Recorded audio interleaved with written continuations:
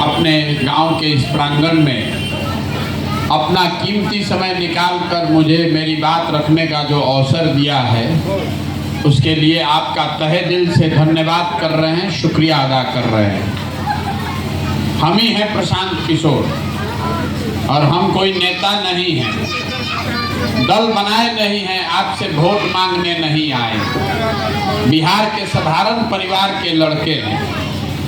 हमारे दादा बैलगाड़ी चलाते थे, मजदूर थे, बाबूजी सरकारी डॉक्टर थे, यही सरकारी स्कूल से पढ़कर निकले हैं। माता पिता का आशीर्वाद है, ऊपर वाले की कृपा है, जीवन में कुछ हासिल कर लिए। अब तय किया है कि अगर ऊपर वाले ने कुछ शक्ति बुद्धि दिया है तो एक बार जिस मिट्टी में जन्म हुआ, इस मिट्टी का कर्ज अदा करना है, यहाँ के लोगों की जिंदगी को सुधारने का प्रयास करना है। इसीलिए अपना घर परिवार छोड़ के, सब काम धाम छोड़कर वापस बिहार आए हैं।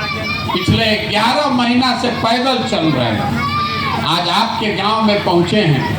ऐसे 3500 गांव में हम पैदल चल के गए, अभी आगे कई महीना तक और पैदल चलेंगे।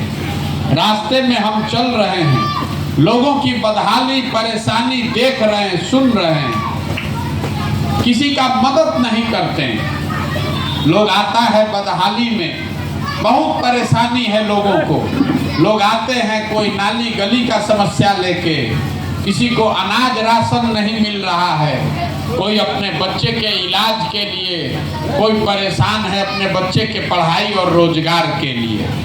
किसी को घर नहीं है, किसी को पानी नहीं है, किसी का नाली गली नहीं है, लेकिन हम किसी का मदद नहीं करते। लोग ये भी बता रहे हैं कि इतना पैसा साधन लगाकर आप पैदल चल रहे हैं, इससे बढ़िया तो आप एक फैक्ट्री लगा देते तो कम से कम कुछ लोगों को रोजगार मिल जाता। तो हम फैक्ट्री में क्यों नहीं लगा रहे हैं? हम आपकी मदद क्यों नहीं करते हैं? मदद इसलिए नहीं करते हैं कि अगर एक दिन मदद हम कर भी दें तो भी उससे आपका जीवन नहीं सुधरेगा। अगर आपके गांव में फैक्ट्री लगा भी दें तो आपके गांव में लोगों को रोजगार मिल जाएगा। पूरे बिहार में तो 40,000 गांव है, वहां पर क्या होगा? तो ये मछली बांटने का अभियान नहीं है, ये मछली मारने का सिखाने का अभियान है। आपको लगता है कि किसी को वोट दे दें, कोई ऐसा सरकार आ जाए जो हम लोग का गरीबी दूर कर दे, ये संभव नहीं है, ये संभव नहीं है। अगर होता तो आज आप आज से गरीब थोड़े ना हुए हैं। आप तो 50 साल से इसी दशा में जी रहे हैं। आपने सबको वोट दे के देख लिया। जो आदमी आता है वो यही कहता है हमको वोट दे दीजिए, हम आएंगे तो सब ठीक कर देंगे। आपने 40 बरस कांग्रेस का राज रखा, फिर 15 साल लालू जी को मुख्यमंत्री बनाया, 17-18 साल से नीतीश बाबू मुख्यमंत्री हैं, नरेंद्र मोदी जी को आपने 10 साल से दिल्ली का ताज दिया है, लेकिन आपका दशा नहीं सुधरा। अब अगर हम पर भरोसा कीजिएगा, हमको वोट दीजिएगा, तो इसका क्या गारंटी है कि हम भी आपको धोखा नहीं करेंगे? हम आपको कह रहे हैं कि हम भी धोखा करेंगे। जिस समाज में लोगों को अपनी चिंता नहीं है, अपने बच्चों की चिंता नहीं है, आपको हर आदमी धोखा देगा। जब तक आप समझिएगा नहीं कि आखिर बिहार में इतनी गरीबी है क्यों, तब तक आपका विकास संभव नहीं है।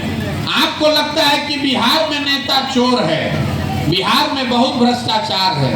हम आपको अपने अनुभव से बता रहे हैं, पूरे देश में नेता कहीं हरिश्चंद्र नहीं है, नेता हर जगह झूठ बोल रहा है। लेकिन जितनी गरीबी बदहाली बिहार में है, इतनी गरीबी बेरोजगारी बदहाली कहीं नहीं है। तो ऐसा क्या है बिहार में कि हम लोग देश में सबसे गरीब और पिछड़े हैं? ये आपको बताने आए हैं और ये भी बताएंगे कि इससे आप कैसे निकल सकते हैं। देखिए, दुनिया में जितने विद्वान हुए उन्होंने बताया गरीबी से निकलने का 3 ही रास्ता है। पहला रास्ता है पढ़ाई। अगर आपका बाल बच्चा पढ़ लिख जाएगा तो पढ़ लिख के वो गरीबी से निकल सकता है, अपना जीवन सुधार सकता है। दूसरा रास्ता है जमीन। अगर आप पढ़े लिखे नहीं हैं, आपके पास जमीन हो तो खेती किसानी करके भी आपका जीवन सुधर सकता है। और